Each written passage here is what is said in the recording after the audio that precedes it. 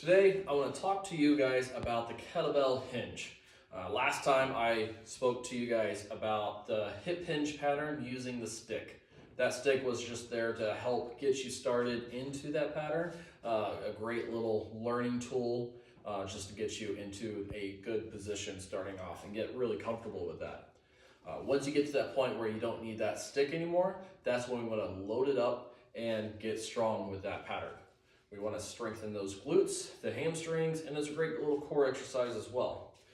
So today we're going to talk about the kettlebell hinge. If you don't have a kettlebell, I will also show you how you can do that with a dumbbell. All right, so let's get started with the kettlebell. So I got my kettlebell right here. I'm just going to go ahead and pick it up. Now the first thing that we are going to want to do is get in a good position before we even think about hinging at the hip. So first thing I'm going to do, I'm going to grab the kettlebell with both hands. I'm going to think about pulling that kettlebell apart with my shoulders. So my shoulders gets nice and tight in the back. It's locked in here.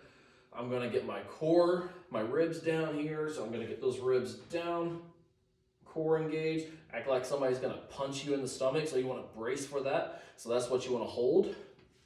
And then you're just going to put your feet about shoulder width apart. And then bend those knees a little bit. And then I'm just going to push my butt back just like we did with the stick hinge here. Now, because it is loaded, we want to put a little bit more effort on how we're going to stand up. So I'm going to think about squeezing the ground underneath me with those toes. I'm going to push my feet through the floor, stand up tall, squeezing the glutes there at the top, core stays engaged. One thing I see commonly wrong here is this kettlebell gets way out here in the front. I lose engagement with my shoulders, and most likely your low back will start to round. So a great way to fix that is think about aiming at the back of your hips behind the heels as you go down. So get everything engaged, shoulders, core, bend those knees a little bit. I'm going to push that butt back. I'm going to let that weight go down towards my heels as I go down. All right, use those feet or legs to push through, squeeze the glutes there at the top, and then repeat. That is a great way to get that backside stronger. So start with a low weight, get comfortable with that weight, go about 12, 15 repetitions. When that gets comfortable, that gets easy, increase the weight, decrease the reps, and then repeat, okay?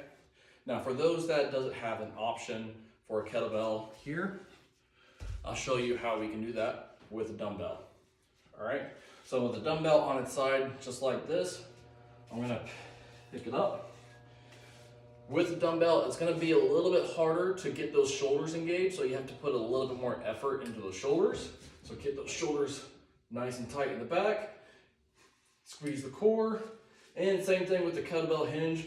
We're just gonna lower down, aim for those heels, and then use those legs, those feet to push into the ground, get nice and tall here, and then repeat with that.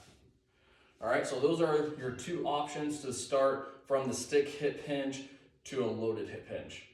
All right, so go ahead, give those a try, leave a comment below, and let me know how it goes.